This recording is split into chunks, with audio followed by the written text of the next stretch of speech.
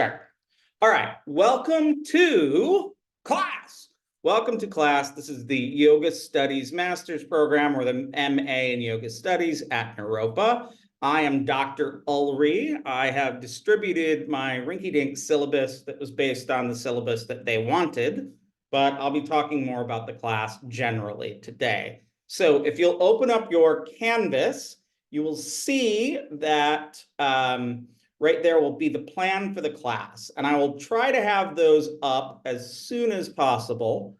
Whenever I'm going to share my screen right now. Oh, you're being a big jerk. You come here. You come here. You come here. You come here. See, I got all reoriented. Can you see my screen right now? Yes. You can see the screen. It says MA thesis. No, it says Google Password Manager. Ugh, big jerks. Okay, let's try this one more time. All right. Now, you see recent announcements and whatnot. Excellent. Okay. Yes. So we're going to today's module, course plan. So here's our plan. Today, I want to go over the syllabus, and I'm going to read to you two things, and you can look them up and read them over on your own as well. I just think it's important to sort of set out at the beginning of a class sort of the expectations and set the tone. Then we're going to look over Stephen King's Rules for Writers, which is his 20 rules for writers that I still think is one of the better things ever written. Then I want to talk briefly about the current stage of your projects, wherever they are, and your aspirations for the semester. And then we're going to do 2 10-minute writing exercises. And then you'll be on your merry way. So the syllabus is Naropa's simple syllabus. So I'm not even going to bother to read through it. I'm going to go through and read my own course description and my set of caveats about writing. Now, maybe you've heard the term in Latin, caveat emptor, buyer beware. So a caveat is sort of beware to the class. So I'm Dr. Ulrey, and I do go by Dr. Ulrey or Professor Ulrey. I know that is not the custom at Naropa. Why? I could really care if people call me doctor or professor or not. Does not bother me one bit. But I've been in the academy a while, and I have experienced that women and people of color and non-cisgendered people regularly, when approached by students, especially at large universities, they use their first name. For us white cisgendered straight dudes, it's doctor. But for non-cisgendered white dudes, or white anybody, can have a lot of trouble getting students to recognize their position. So out of solidarity with my pals, and my pals who have been rightly, I feel, hurt by the fact that they had to struggle to get their students to recognize their actual status.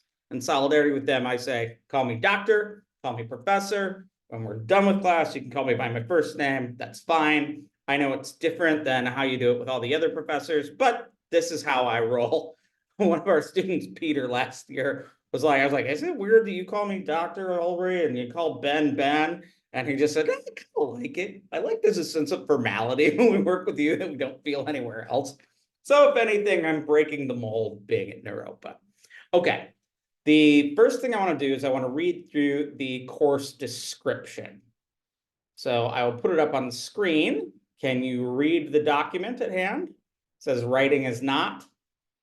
Excellent. So some people really hate it when something is put on the screen and they're forced to read it. And they're forced to listen to it read out loud. I don't mind it. And I actually find that just listening to something that someone says is really difficult for me. But if I can half read and half listen, that's really a big deal. So I will tell you right now, I am dyslexic. About a year ago, I got a diagnosis of ADHD at the age of 45 and began a medical treatment and a pill treatment. I take Adderall, and my life has changed. So I am very clued in and keyed into students having neuroatypicality.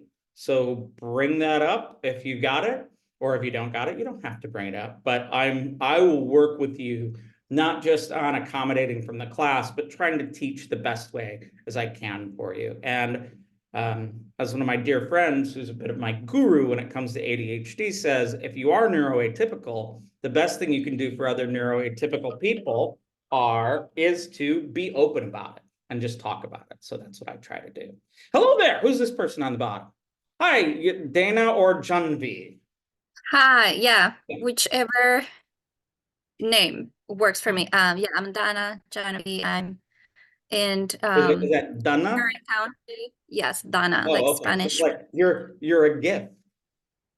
Yeah. Yeah. Very nice. Okay, I'm going to be reading through a few things in the syllabus, and then we'll do a little getting to know you now that we have 3 people in. All right, so this is sort of my little manifesto on what I'm doing in the class. Writing is not the work of a solitary genius. Writing is a practice, a skill, a craft, something that can be learned and taught. Paradoxically, it's also transcendent. Great writing snatches insight from the unconscious and intuitive mind through regular practice, through regular writing. Composing and revising, not thinking or reading, produces the greatest insights and the best prose. Put the ego mind out of the way and trust the writing process. As we will find, when you get out of the way, the paper will write itself. This class will explore and refine and optimize your writing process. Writing is best done regularly in short sessions. And I'm going to ask you to write for between 10 and 30 minutes a day, 5 days a week, and just get into that habit. Binge writing, or just writing in big passes, should be cast aside permanently. Regular, structured writing is a sadhana, a practice, and a discipline. Just as sadhana produces results, sometimes unexpected ones, so does writing. Each writer must establish rituals and motivations to engage and prioritize writing sadhana.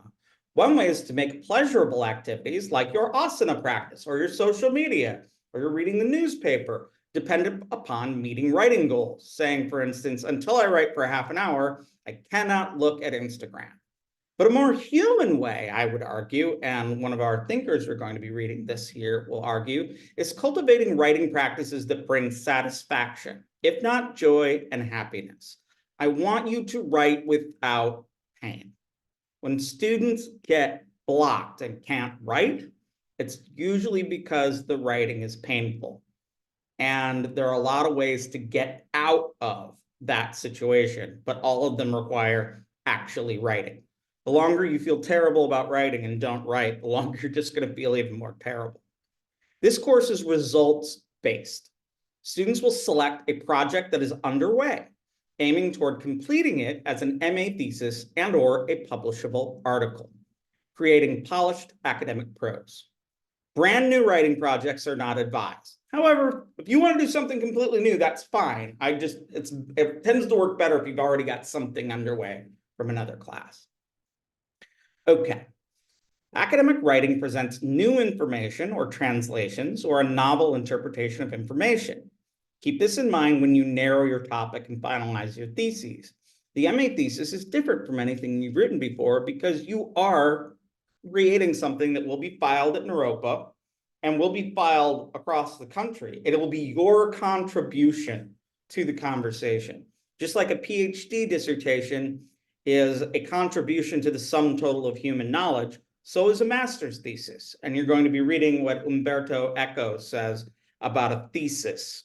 He considers that in the European way, but I want you to think about your thesis as your intervention. This is you are contributing to the overall conversation. You are not just reporting some stuff you read or presenting a translation. You are writing a thesis, which is an argument, which must be an innovative argument. And we're going to work to make sure you have an innovative argument. Trust me, you'll get there. Now, what will I know what I think until I see what I say? Is really true. When you're writing your early drafts, these are thinking. Revision and refining is where the real writing happens. Some authors argue the work of writing is revision, that entirely it is revision. I've had plenty of colleagues that say, it's like, yeah, my first writing, it's nothing. It's not even writing. It's just thinking. The writing happens in revision.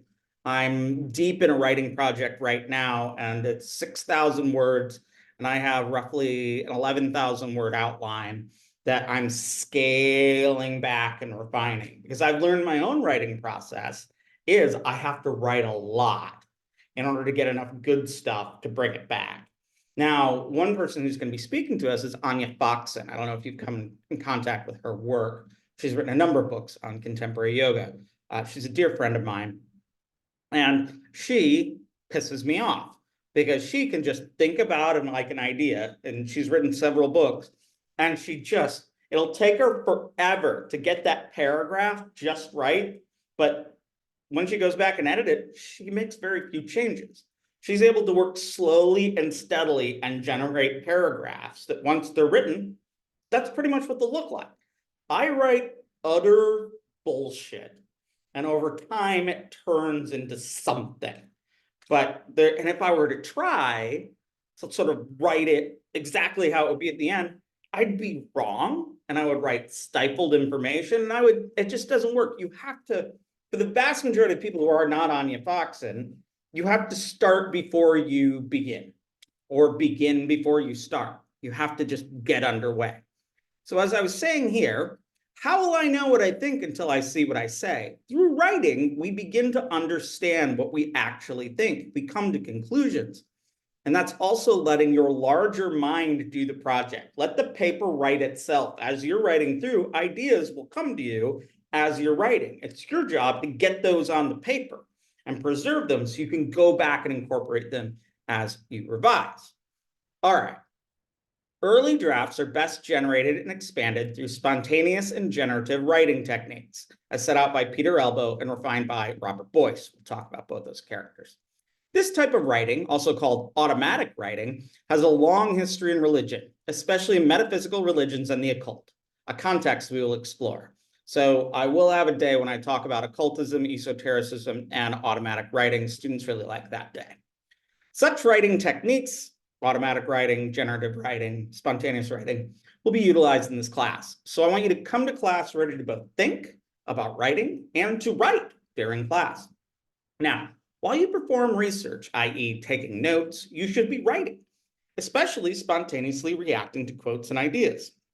So when I take notes on something that I'm going to use, I'll take the note, I'll write down, I'll even have a quote, and then you have to find a good way to set this out, but I'll write the words in caps, note. And that means whatever comes after that is me thinking out loud.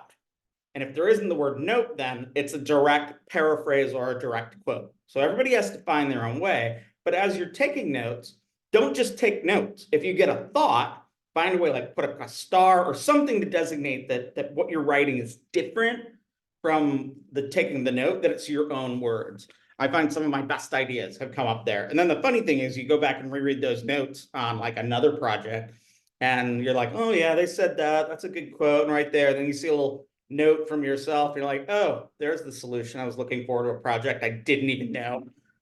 It's kind of amazing how that works. You are all significantly better writers than you realize, especially once you get out of your own way. Or to be vulgar, and I do enjoy being vulgar. This is a phrase I heard a little while back and I've been using often. Don't step on your meat. Just stop stepping on your meat. You can interpret that in any way you want, but it is just so evocative. I know when I'm writing and I'm just doing something so stupid and just so like thought out and contrived and whatnot, I need to step back and like let the bigger brain do stuff, that stand off my meat and let the meat of my brain do something. Okay. So early drafts, and you shouldn't consider that taking notes and clustering and outlining are early drafts. Your earliest drafts will be lists and weird scribbles and whatnot, not the first finished piece of prose. So early drafts are outlining and clustering. The next step is to organize what you've thought about and then begin generating a prose draft. From here, you'll generate questions and ideas that you can further develop by spontaneous writing that reacts. In other words, as you're doing your first draft, there'll be moments where you'll get this new idea. You write that idea on the side, and then at some point very near after that, take 15 minutes and just write about it. Just do a spontaneous idea and then use generative writing. use that idea to generate more prose. More prose, the better. You want to get as much out as possible so you have good stuff to work with. Raw writing, we could call this. Writing is a process and writing is an exploration. It develops just by doing the writing. Now, academic writing is different from a lot of writing. It requires a narrow topic, an arguable thesis, and topic sentences for each paragraph. I like to think of your topic as a problem and your thesis is a solution. So if you're looking at your problem, which is there are 4 different systems of chakras, 4, 5, and 8 in number. Well, there's your problem. What's your solution? You have to find a solution for that. Oh, the 4th one is due to the influence of Buddhism. The 6th one is a work with Hatha Yoga. And then the 8-fold system is due to modernism. Further, what would your solution be? The system, the number of chakras in any system is derived from the main influence at the time. So you have a problem, and then your thesis is the answer to the problem. You'll hear me say that a lot. Okay. Yes. And right. Each element may change, your problem, your thesis may change as the research progresses, but each must be carefully revised as the research progresses. Now, research forms the basis for academic writing, and an MA thesis is a research-based contribution to academic discourse.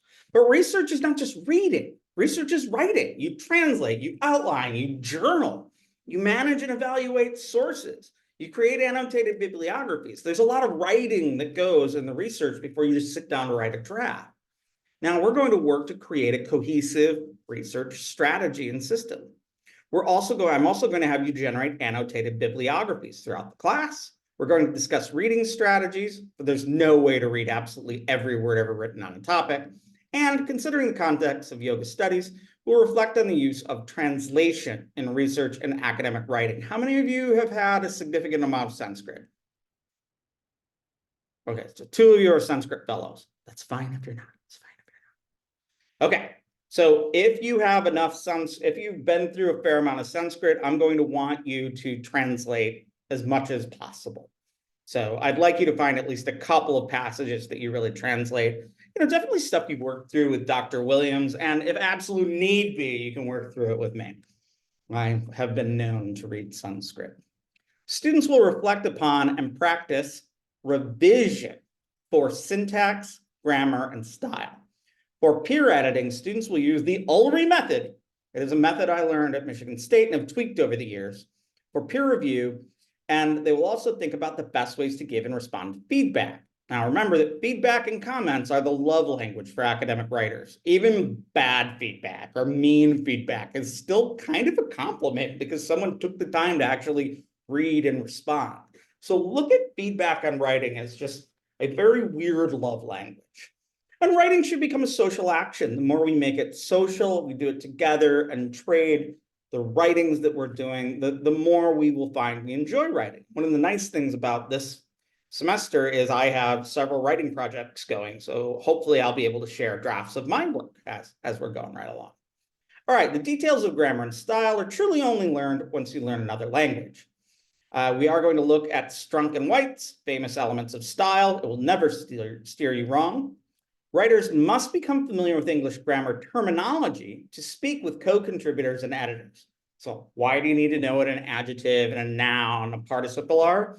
Because your editors are going to say, oh, your adjectives are wrong. You have to be able to go, oh, crap. What's an adjective? You have to be able to speak to people about your writing. All right, so the aim, however, is for you to produce simple, easy to access prose, plain spoken, plainly written, not highfalutin, get the meaning across in a comfortable way.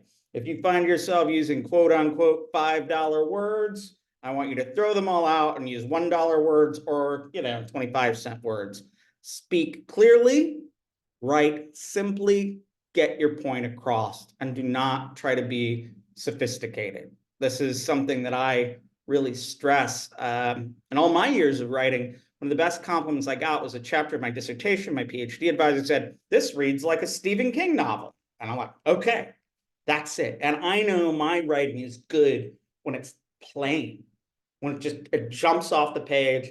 with ease and power and flow, and people don't have to look up words. You have to really ask yourself when you use a complicated word, do you really want your reader to stop and go look up a word, to lose the flow of the conversation? It better be a word that does a lot of work, because if you're assuming they're going to go and learn that word, that you got to assume that they'll want to come back and that they'll feel like that was valuable.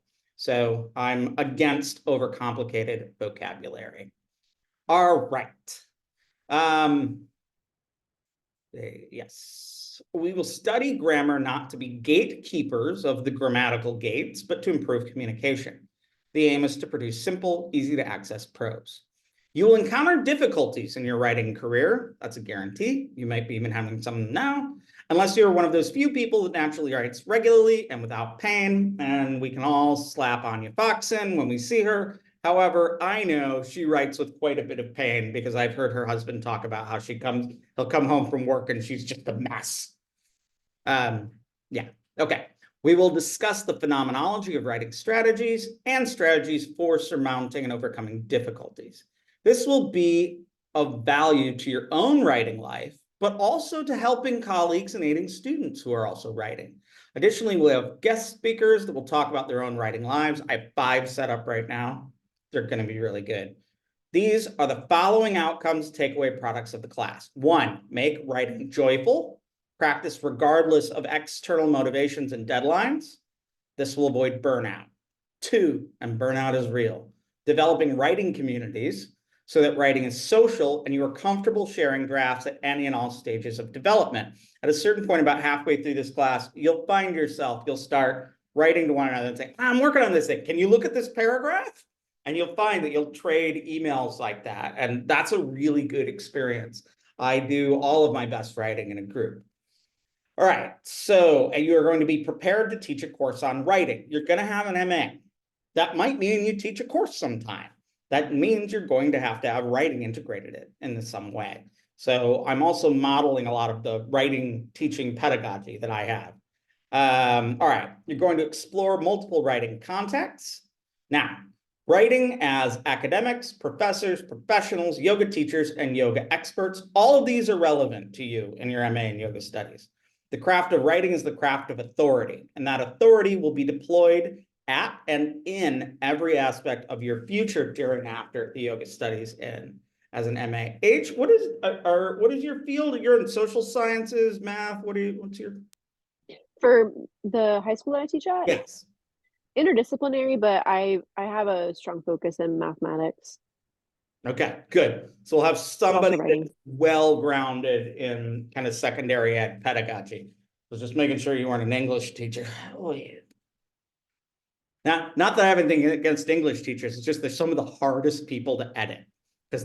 I have taught English focused classes. I've taught a lot of writing, so we'll see how it goes. Well, bring that to us, please. And at any point, and this goes to all of you, if you find a strategy or you know a strategy for writing that you find helpful, bring it to the class. We're all here to learn from one another. Okay, so that's kind of what's going on with my real version of the syllabus as I see it. Now, more reading. This is like my manifesting. All right, caveats. All of this is to create good writing habits. However, our work must be geared toward writing your thesis. The more you write as you write your thesis, the more insights you can instill into the final draft. The result is the final draft, but you have to trust the process. It is more than just reading books and reacting to them. Your MA thesis, like a PhD thesis, should contribute to the sum total of human knowledge by either providing new data or demonstrating an innovative interpretation of data. And by the way, I'm never going to have another class where I read to you like this, but I just know about myself, if I try to freehand say this stuff, I miss things, I don't say them right. When I was first learning to teach and to lecture, my advisor, David Gordon White, he told me, he's like, I write down everything I'm gonna say. He's like, yeah, I throw in some jokes here and there, but that's the only way I can be sure I'll say it right.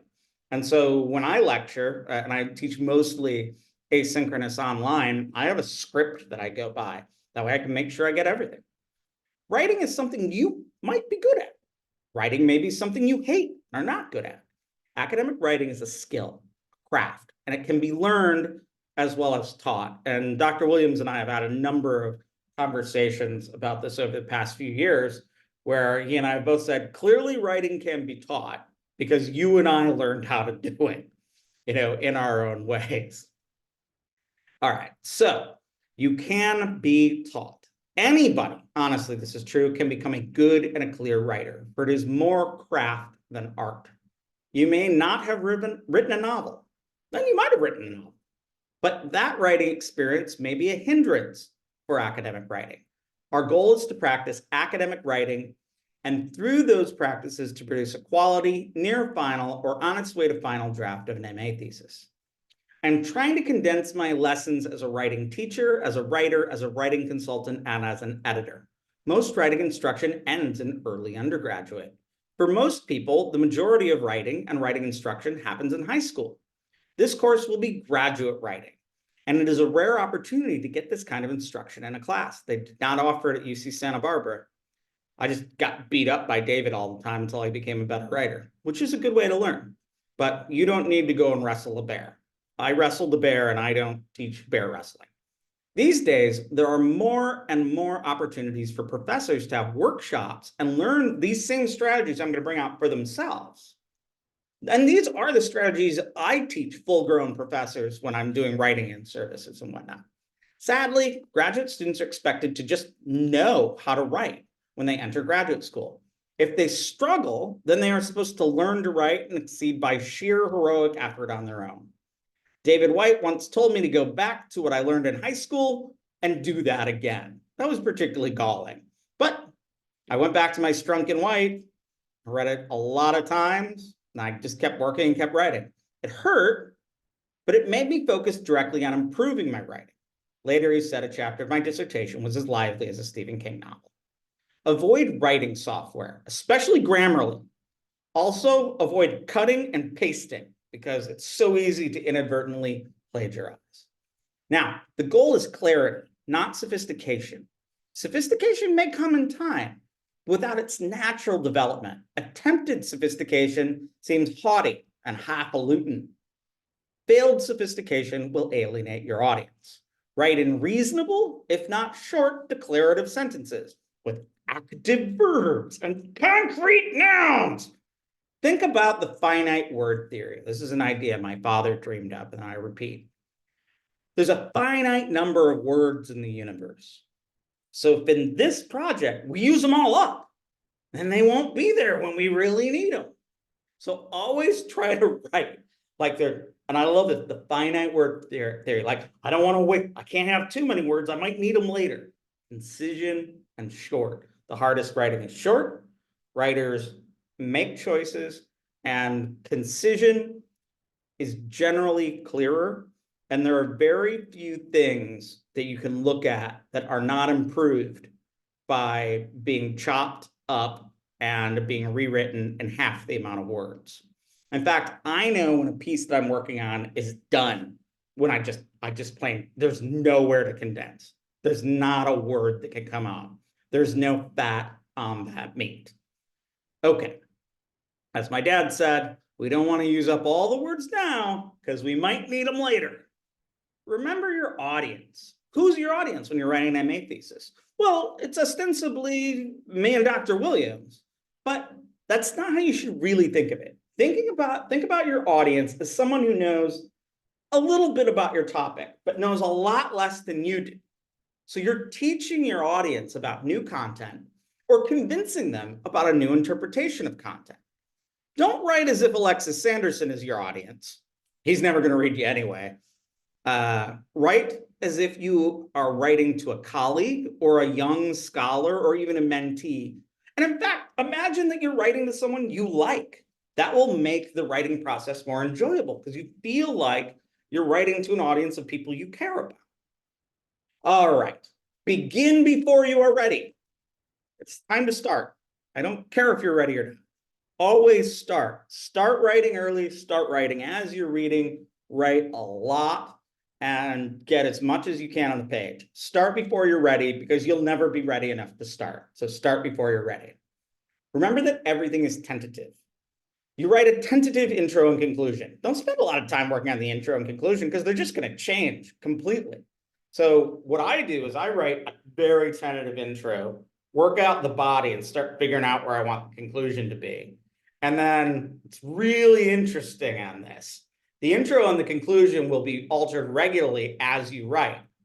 Remember that your early draft conclusion, the first conclusion that you write, that you first come up with, will often be a better intro than a conclusion. So when you find that, you suddenly like, that's how I want to end it. Stop and go, haha, that's really good. That's exactly where I want to be. Then stop and go, what if I put it in the top? And then suddenly like, oh crap, that's what I wanted to argue in the first place. I get this all the time with students that they're up all night writing. They finally come to a great conclusion like, whoo, I'm done. If they had taken 10 more minutes and just taken that conclusion and put it as the introduction, they would have got like 10 more points on the paper by using that proper structure. So when you find a natural conclusion point, instantly always stop and go, okay, put a pin in that because it might be a good intro. Intros are really hard to write. All right, so it's a perpetual and perennial writing trick, and I use it all the time as an editor. I will, anytime I'm doing an edited volume, I'd say at least a quarter of the submissions, I say, take your conclusion, turn it into the intro, work it through again. And then they invariably come back and say, oh, wow, that's much better. And this is why I'm, to toot my own horn, people do come back to me after I edit them. They say, I'm a better writer because I worked with you. I'm like, well, good. When I work with very good writers, they don't say that to me. And I don't have that much to comment on. But, I love working with people who they've got the great ideas. And it's usually more about confidence than anything. They just need somebody to give them clear feedback, and you'd be surprised at how little feedback you'll get in your life from editors. Okay. You should read quality work that you want to emulate while keeping your own style. So keep your eye out as you're reading this semester for stuff you think you like and would like to emulate. Now, how did I get started writing this very document, this list right here? Well, I was reading Robert Boyce's Professors as Writers, which was a textbook I used last year, but I'm only going to use a section out of it this year. So I started writing down ideas I was getting when reading Boyce. Then I added other past successful elements from other times I've taught. And soon I found I had a list that was caveats. I wrote these quickly with very little editing. This was generating new material. For me, after the first draft is done, that's the hard part. Going back and editing and refining, that is not painful to me. I struggle to get that first draft out. And I just have to make myself do it. And as Anne Lamott calls them, shitty first drafts, until you write your shitty first draft, you got nothing. So for me, after that first draft is done, the rest is not that hard. That's my own profile. You need to figure out your own profile. Maybe you need to generate a lot of text. Maybe you don't. You got to figure out where you're at.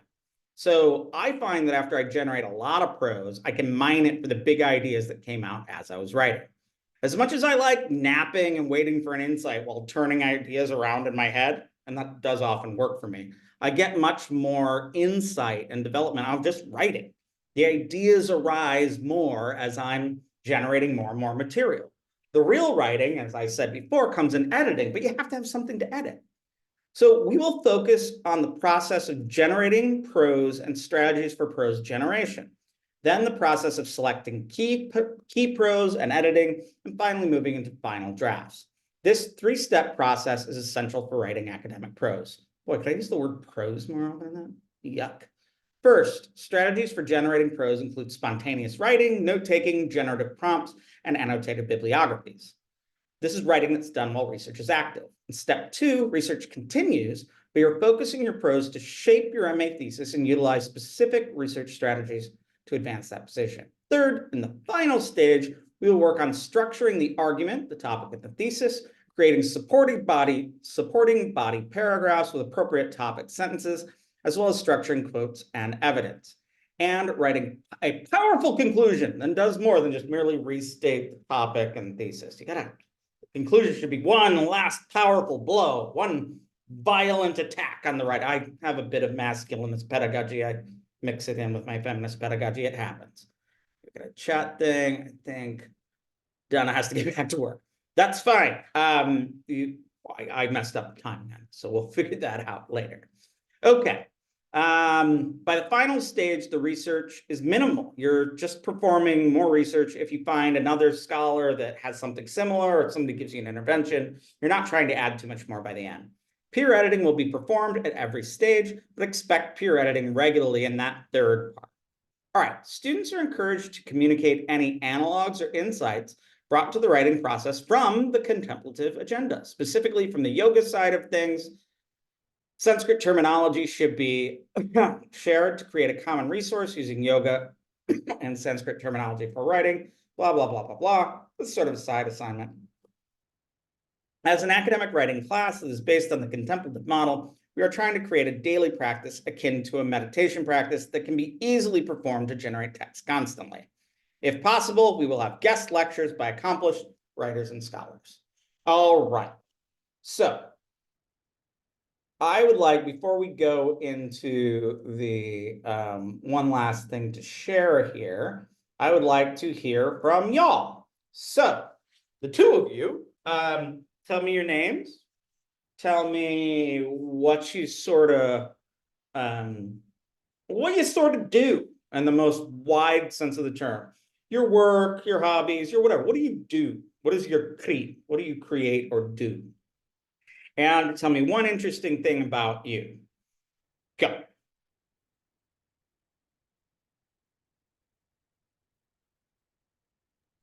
Allison and I have this thing where I don't know if this applies to this kind of scenario, Allison, but I kind of go first and then it warms Allison up and then she goes after.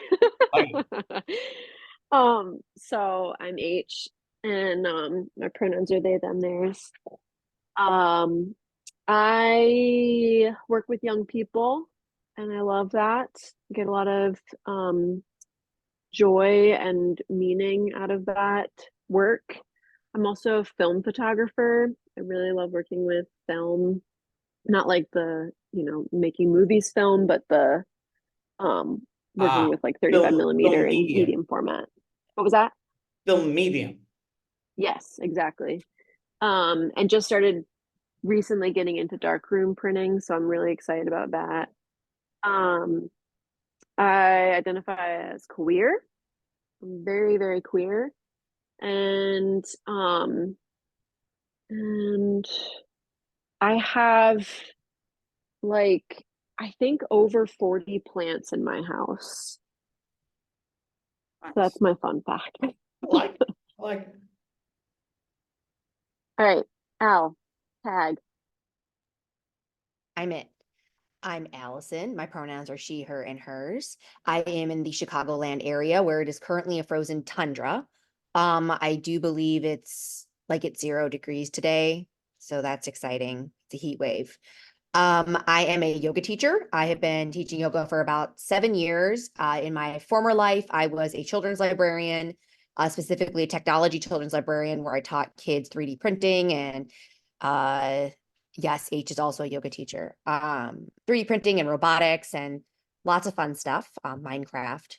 Then I decided I wanted to give yoga a full-time attempt, and I feel very happy and content in it. But I also really love academia and studying. And if I could just be studying, which is what I do pretty much, all I really want to do is study every day. And so that's what I do. I'm a bookaholic. I have way too many books in my house and I always am reading a book. So I don't really go anywhere without a book. Let's see. I got a shitty novel right here. I have to always have a novel going. You have to. Yeah. My current addiction is manga. It's been going on for a couple of years. I'm one of those people, once I get into a genre, I do not leave it until I have read everything possible in it. So I'm a dedicated manga reader right now. The fun fact for me is that I have 5 dogs. All of my classmates have been able to experience them and know that they are a constant presence within all of our classes as well. So Dr. Ulrey, you will also get to know them, I'm sure. They are currently surrounding me passed out. That's awesome. Evidently, my dog and my partner are going to come and visit in April. I'm going to have 2 weeks with my little guy, which will be pretty great because I miss him terribly. All right, so I'm Dr. Ulrey. I'm a PhD South Asianist from UC Santa Barbara. I teach at University of Houston. I teach Sanskrit at Naropa in this class. Right now, I'm a research associate at Harvard. So I'll be here. My appointment goes through October. There's a chance it'll be renewed. And I'm creating and curating with a team a online database on transcendent and transformational religious experiences. One of my favorite hobbies is I collect trash horror. I love horror movies. And over the years, I always thought, why don't I like horror books more? And then about 4 years ago, a book came out called Paperbacks from Hell, which is about horror books from like roughly 1968 to 1988. And being the age I am, I remember the drugstores and the grocery stores having these just walls of horror books that were just there for everybody to buy, and they were like horrific. The art was amazing and scary. And so I read this book that was a study of that era. They call it Paperbacks from Hell. And I realized just how much I loved that art. And I started going back and reading older horror books. And so now it's one of my hobbies, is collecting and reading old paperback horror, specifically before 1990. Because 1990, a horrible thing happened. All the horror stuff ended up being about serial killers or vampires, neither of which are interesting to me. But before from 1970 to 1990, it was so vast and weird, and just like, as a big fan of horror films, the books are even stranger. Okay, so now at this point, we have a few more things to do before we go on our merry way. I would like you each, for just a minute or two, to tell me about the project you want to do. Tell me what you've done, where it stands, and set out some tentative expectations for the class. I assume H will go first to warm things up. Unless Allison feels adequately warmed. I don't know, she's leaning in. I can if you want, H. Should I be brave? Get out of my comfort zone? I mean, we could switch things up. I think it's good. Let's try it. All right. So my project is a continuation slash a reworking of a paper that I started last semester in Hindu Tantra. It is focusing on Samkhya philosophy and its evolution and adoption within later traditions, and how it how it continued to be revamped and revised. I am specifically interested in the Tantra iterations of it, just because I think, like, in Kashmir Shaivism, what they really focused on and how they did it is so complex and rich, and there's just a lot of really interesting information there that I find interesting. Let's see, how many times can I say interesting? You know, like you said, you were looking at your sentence with prose. So let's see. I'm also, as I've been reading Gerald Larson's Encyclopedia of Hindu. It's awesome. I love Larson. If I wanted to say, Jerry was really a hoot. He was at UC Santa Barbara for a while. I got to hang out with him a couple of times. Oh, He was a man among men. That's awesome. A buddy of mine went up to him and started speaking to him in Hindi, and he just goes, Hindi's not my thing. Such a brilliant Sanskritist. Yes. Yeah, and he would start Sanskrit classes the first day with having students read Devanagari. It just like, here you go, you're doing it. You're gonna do it. I tried to do that in my Sanskrit class last semester. They did not care for it. Oh, not for Naropa. Okay, so where are you at on this paper? I don't know. I guess I'm a little uncertain on where it would be, because what I wrote for the semester prior, I don't really want. Sundari? Yes. Okay, good. Yeah, I know her well. Yes. So I would really like to take a lot of the meat of the paper and revise it to go with a little bit more of a different, not a different focus, but I know you had mentioned in the email to me that because there are so many Tatva schemas and just emphasizing it within different traditions, that maybe that's too broad of an examination for a thesis. And so I didn't know if maybe focusing in on, I wanted to incorporate yoga within this a little bit further. So I didn't know if that would narrow it down more. So the thesis I worked with for class today has more of a focus on that. Well, I mean, you have this weird thing that the different darshanas are really only set out in like the 1600s. And Mm-hmm. they connect Sankhya to yoga, but Right. very artificially. So Right. Sankhya and yoga connect, especially if you look at, say, Hatha yoga as yogis practice it, as opposed to Right. how Westerners practice. You'll see that they're using a very Sankhya type system. So Right. sounds like where you're at is looking at the influences of Mm-hmm. Sankhya on Tantra and I would guess Hatha yoga.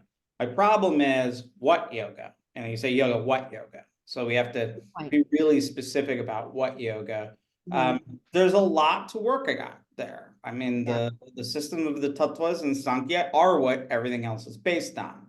So what I would think a good spot for you to be right now is getting a really tight description overall of Sankhya's tattva patterns, Okay. and then tracing out some element in Tantra and some element in Hatha, and seeing what you get and see what emerges from there. So your paper sounds like it'll be kind of like an evolution of the tattvas through Yeah. Sankhya and Hatha or Sankhya and Tantra. Mhm. Or you could call it a genealogy of knowledge, and you can trace the idea as it changes and moves between. A lot of this would also be considered discourse or doctrine analysis. But you've got a great place to start. Okay. At this point, I would really focus on getting a good grasp using Larson and, of course, Maas, Philip Maas's work, M-A-A. Okay. Do you know his stuff yet? I haven't come across any articles on JSTOR with him yet. Yeah. So I know he's him. coming up in a big way. I would recommend go to the Yogic Studies podcast and listen to his 2 episodes. Philip Maas, M-A-A-S. He has 2 episodes If on I've listened to that those one or will not. get you going. Those will definitely get you going. And then Okay. just start feeling around in Hatha and in Tantra and seeing what interests you. But Okay. while keeping in that base of Sankhya, because that's a great place to start. Okay. Like I you also, get footwork, now you gotta learn to box with your hands. So you get the footwork down to the Sankhya. All right. okay. I just want to ask, I also am curious about, incorporating Patanjali's Yoga Sutras within there, because that also people have, is that too much, or would you think? No, you just have to use it as the proper data point. I mean, Okay. Patanjali's Yoga Sutras are a really interesting text. They Mhm. are simultaneously not as big of a deal as people think, and a bigger deal than people think. So I agree with what that. I would recommend for you on that is to read David White's book on the Yoga Sutras. Oh, okay. I'll look at that. It's called The Yoga Sutras, a biography or something like that. Interesting. It's Okay. out of there's a series put out by Princeton. Okay. If you want, email me and I'll give you the exact citation on it.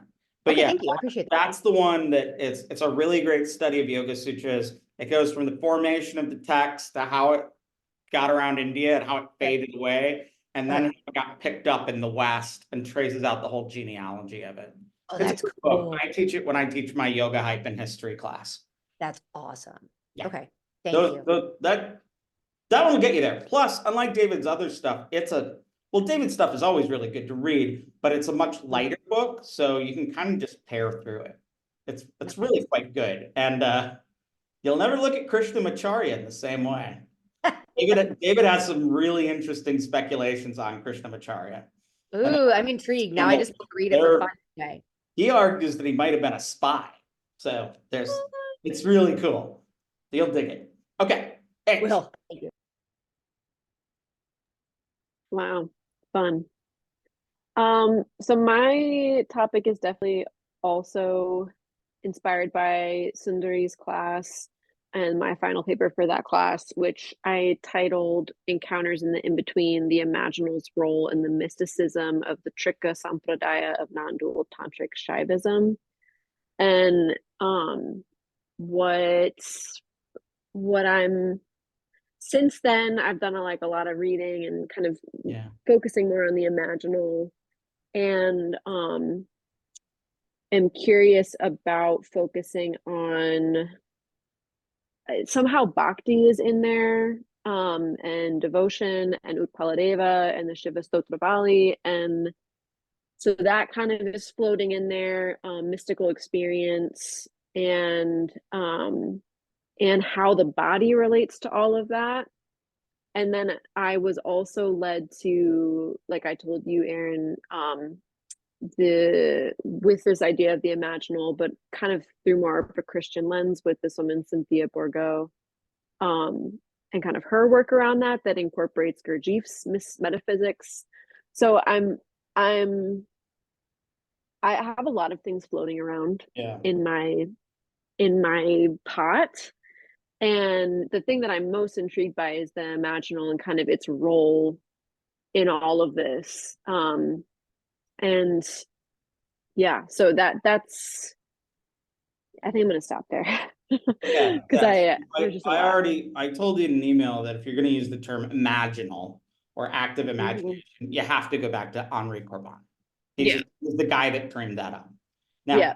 that's a good idea. That's good. This is like you're writing a paper in which you take a sort of theoretical category, a history of religions term, and you trace it out as a concept in a number of things. However, you're giving me Trika Kaula, you're giving me Utpaladeva and connections to Bhakti, you're giving me mystical experience in the body, and you're giving me Gurdjieff. All of these are kind of different. So we're going to want to narrow or find some thread that puts them all together. To this, you're going to have to decide if you're doing an exploration of the imaginal in modern discourse, which is what would be going on if you were looking at Gurdjieff, or if you're looking at it in ancient discourse, namely interpreting the Trika Kaula using the imaginal. I mean, I like that you've pulled up Utpaladeva. Constantina Rhodes Bailey wrote that translation of it once upon a time. I didn't realize that she had left the academy. I met her one time and she was delightful. She got kicked around a lot by the academy, which really stinks. She's really a neat person, and I liked chatting with her. She's now like an empath, intuitive life coach or something. Wow. When it comes to bhakti, however, you got to be careful, because bhakti is another one of those words that gets used all the time and people don't have a good grasp on what bhakti is. I highly recommend a book called Hymns for the Drowning, which is a collection of bhakti writings, which shows you a bhakti that's not so sweet and loving, mostly from the South Indian tradition. When it comes to bhakti, you have what comes out of Chaitanya in the 15th century in Bengal, but you also have what comes out of the Alvars and the devotional saints in South India and Tamil Nadu, and they're really different. And then you also have sort of this general version of bhakti devotionalism that is found in what I call neo-Hinduism, this new school of Hinduism. It's only about 150 years old and is very much a reaction to the colonial experience, and making a version of Hinduism that, in fact, while it says is the essence of the oldest versions of Hinduism, doesn't look at all like Hinduism. It looks an awful lot like Protestant religions. It's weirdly monotheistic. It has a notion of devotionalism that sounds a little too close to a personal relationship with Jesus Christ, to me. I'd like you to email me and ask me to send you some stuff on bhakti. I'll just send you the readings from the unit in my Hinduism classes that I have on bhakti. So I have some stuff just already scanned.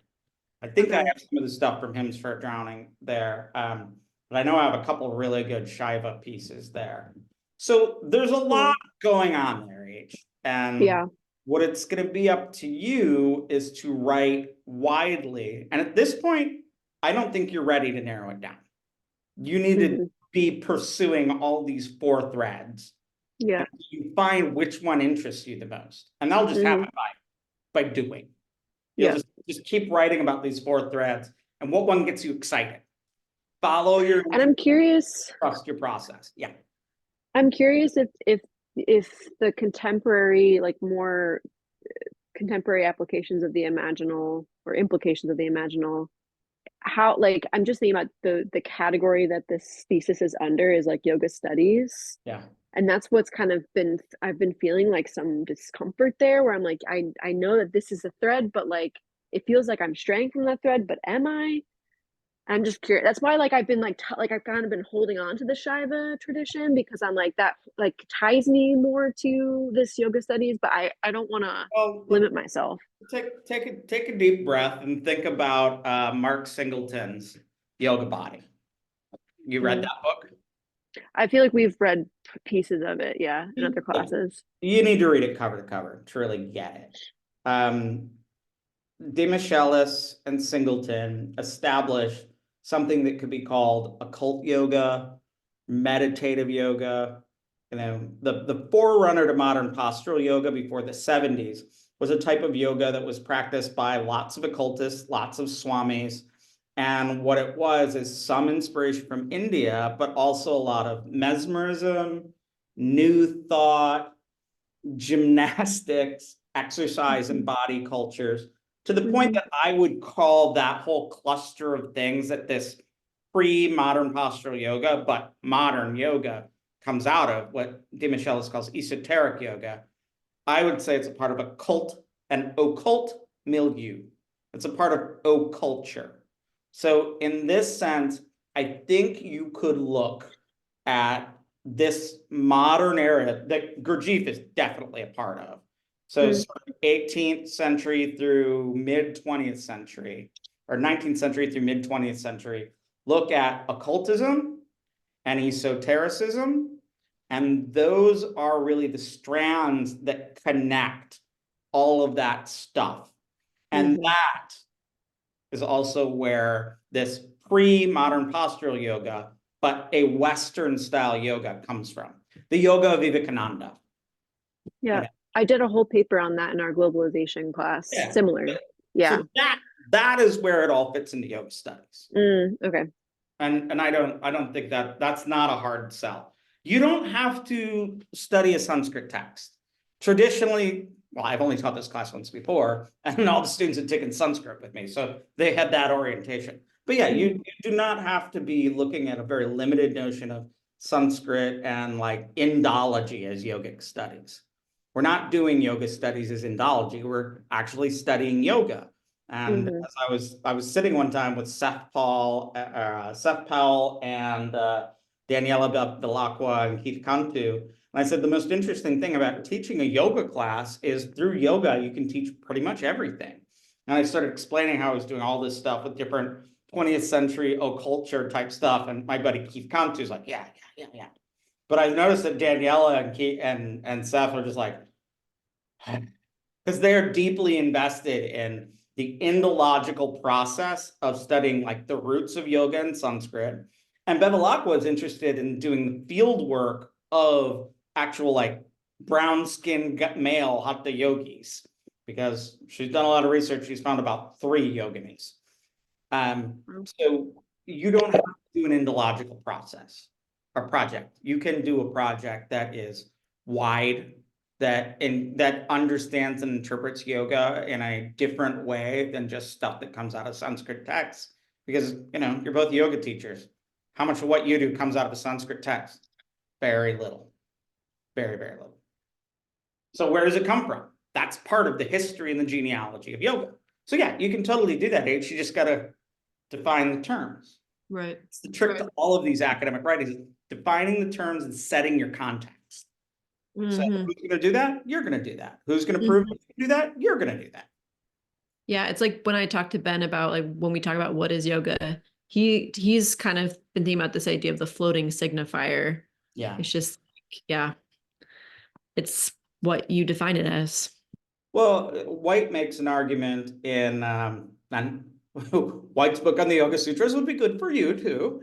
White's point is that yoga it's a homonym.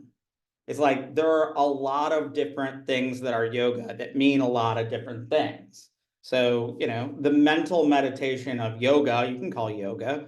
So if you look at the Yoga Sutras, most of the actual yoga is more like the yoga. It's a separation. Same thing in the Bhagavad Gita.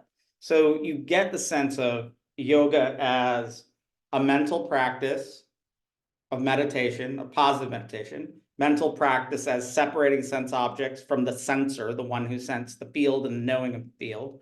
Then yoga as austerity, yoga as magic, yoga as charioteers hitching themselves to the sun.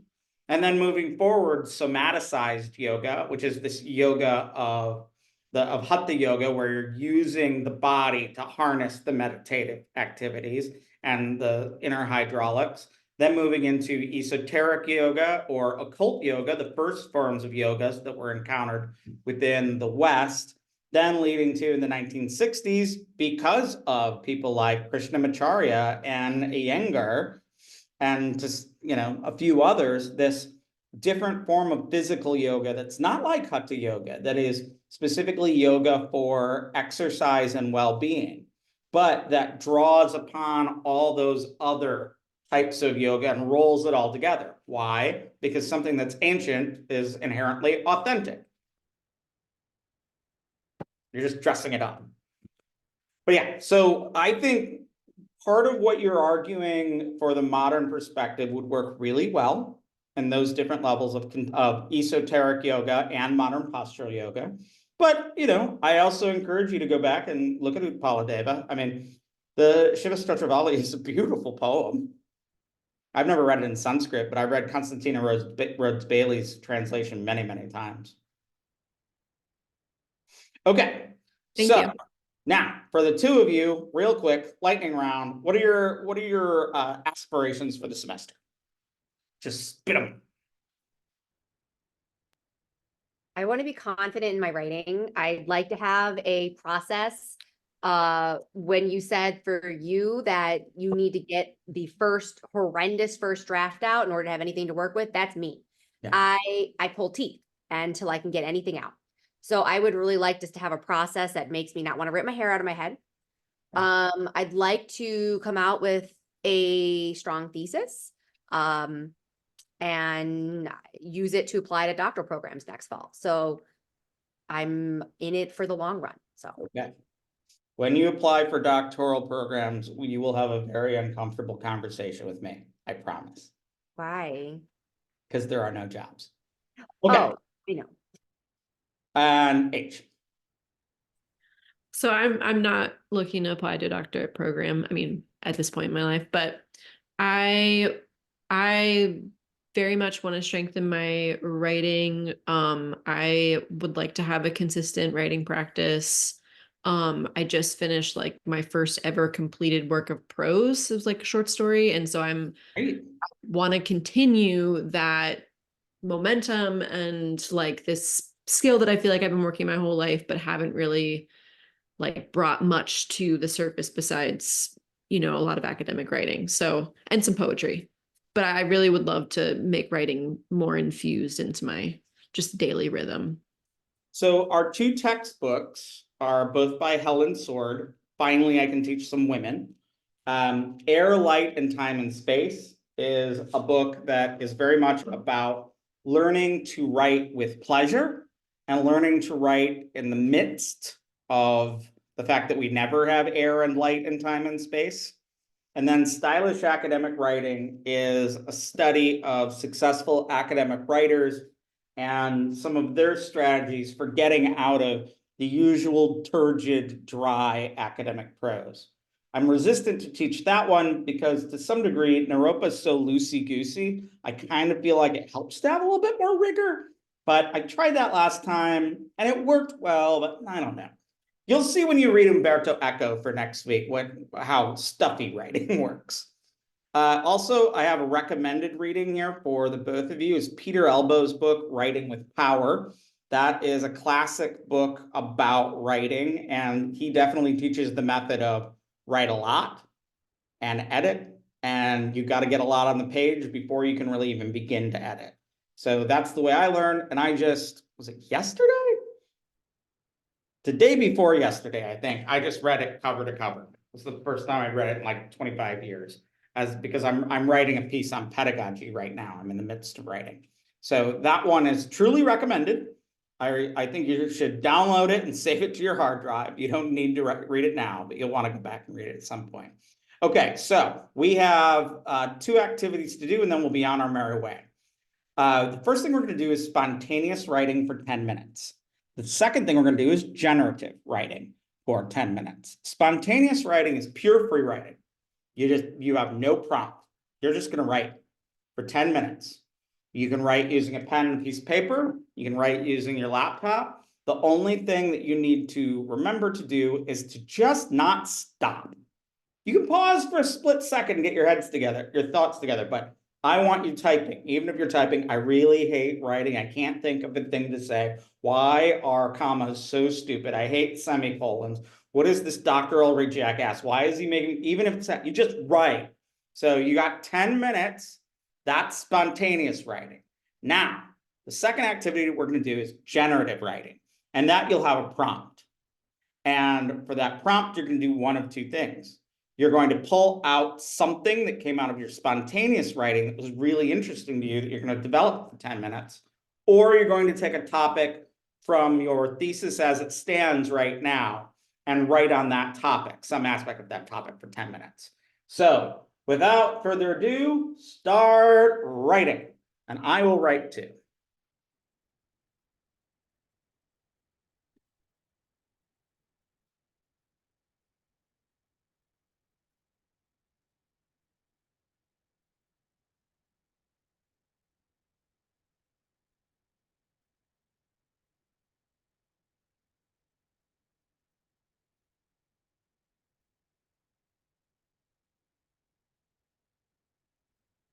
For those of you who are watching the recorded video that I posted online, you should be doing this for 10 minutes right now. Your paper should be out. You should be writing. Now, I've hit the little thing. You have 9 minutes and 45 seconds to go. Right.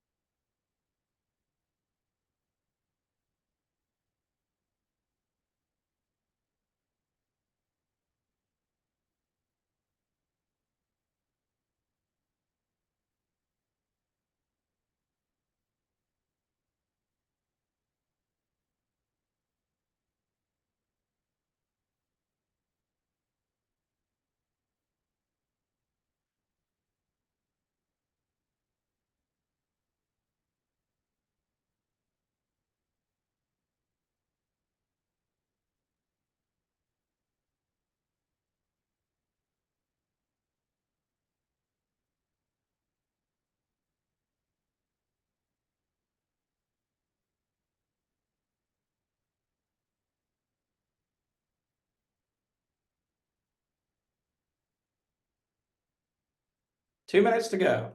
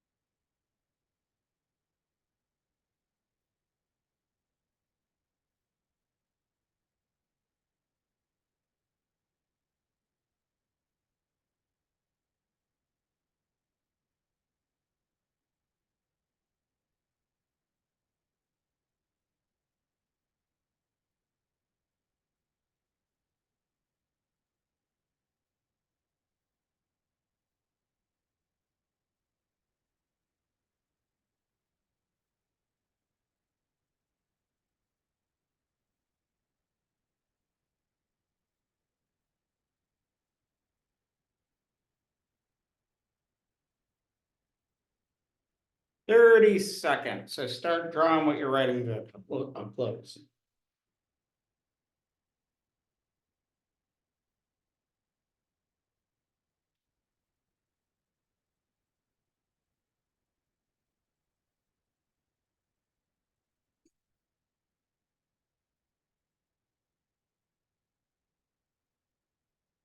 Seven, six, five, four, three, two, one. Cute. Oh, I'm okay. All right. So read over quickly what you've written, and I would like you to choose a sentence or topic from your spontaneous writing that you will develop more for 10 minutes, or I would direct you to take some aspect or some idea within your thesis as it stands in your head and develop that. So this is called generative writing because we're taking an idea and we're trying to see what we think, and we're generating prose that we may or may not use later, but we have to take it on faith that by just sitting down and writing for 10 minutes, ideas will come up. And this is letting your big brain do the writing, getting out of the way of your buddhi brain, of your ahankara. Let the big brain do some work. Get out of the way. Stop standing on your meat. Okay, 10 more minutes. Generative writing, or you could even call it exploratory writing. You're exploring an idea, or you're generating stuff. All right, here we go, 10 minutes.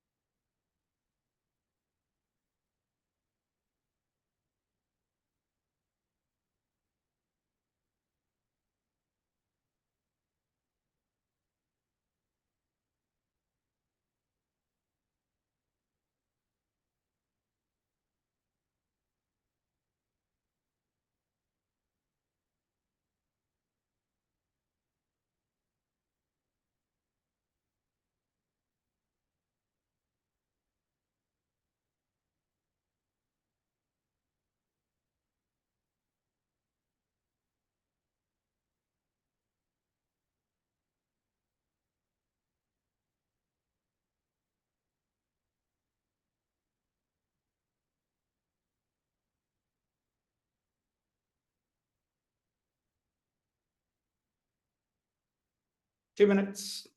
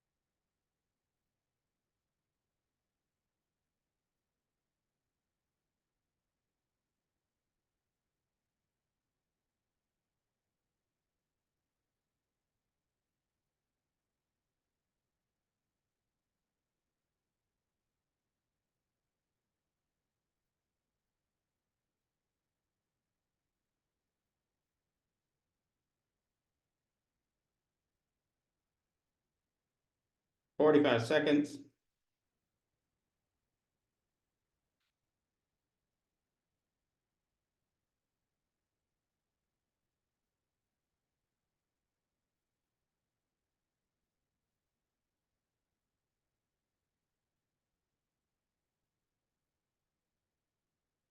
Twenty seconds.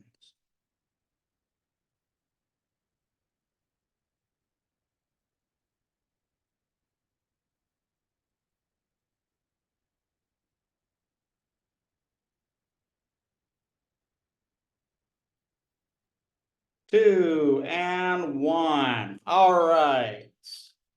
All right.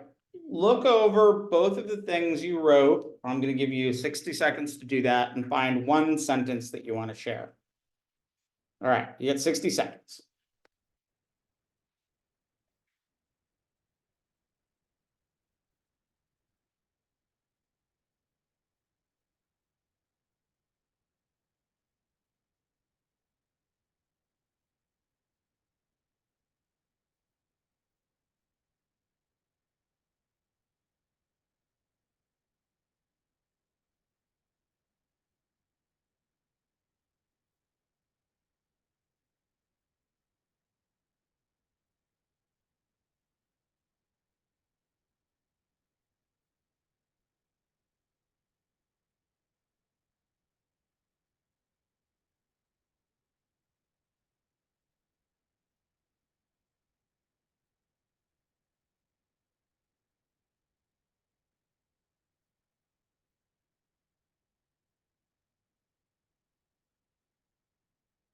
Okay. My shared sentence is actually a small question that surprised me right at the end. Does writing imaginative rituals aid students when they read rituals, making them read rituals when they read them in a more coherent manner? This is for a piece I'm writing about using imagination and having students study rituals and magic rituals in particular. And then one of the main activities they do is write innovative magic rituals and then stories about those magic rituals that are based on the contents we read. Okay.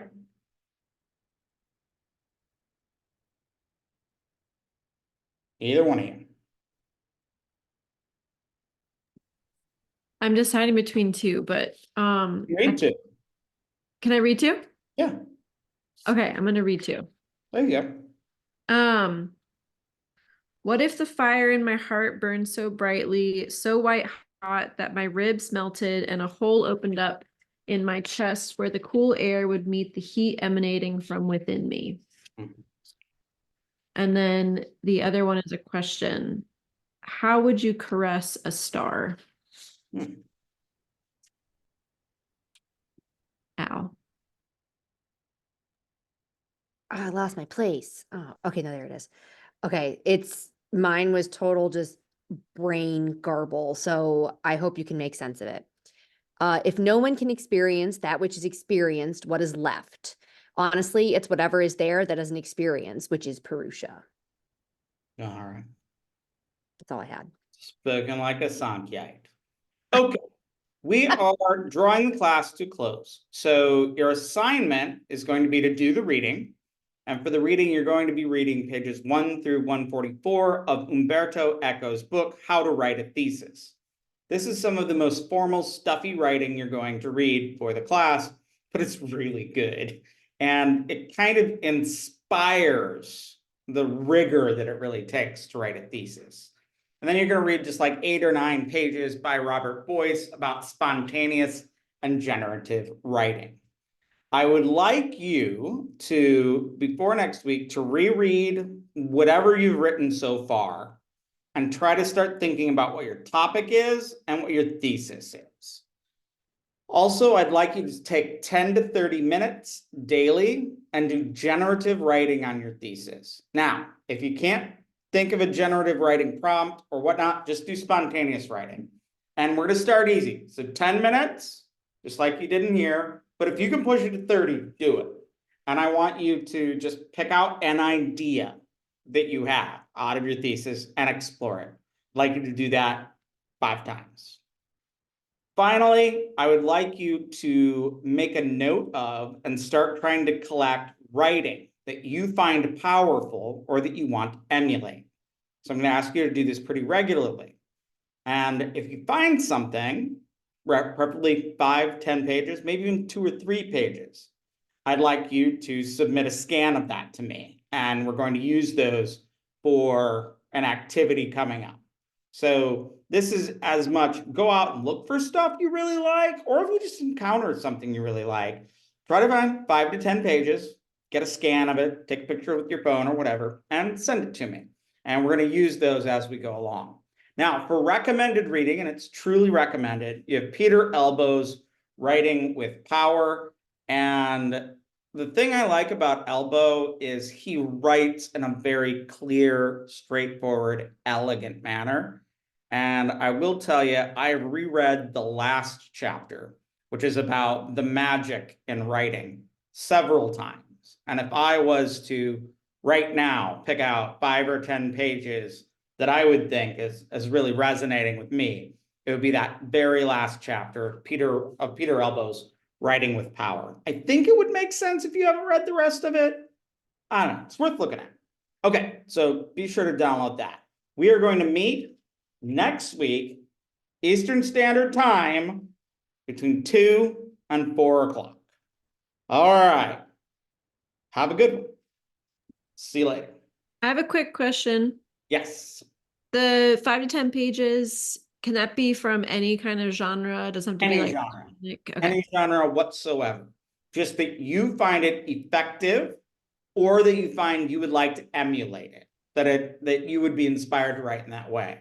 Or it could be something that's completely different from how you write, but is giving you, that is inspiring you in some way.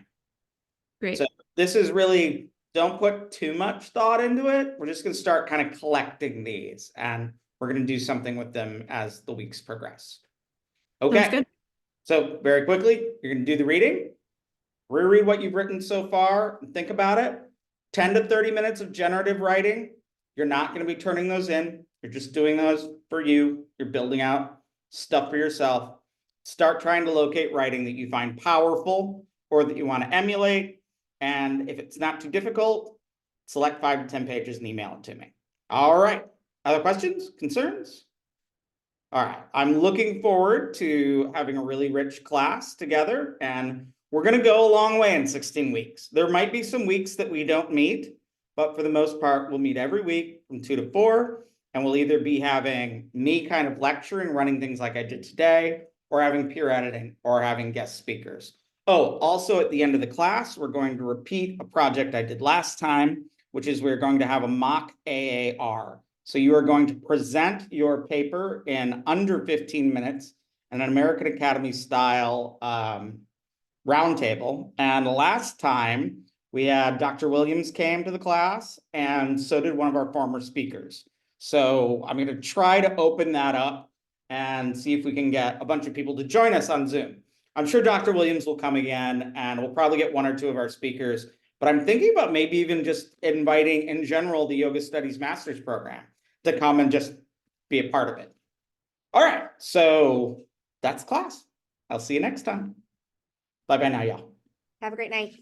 Yepper, and I'll be posting this to the website, to the campus. All right, bye-bye. Thank you. Yepper.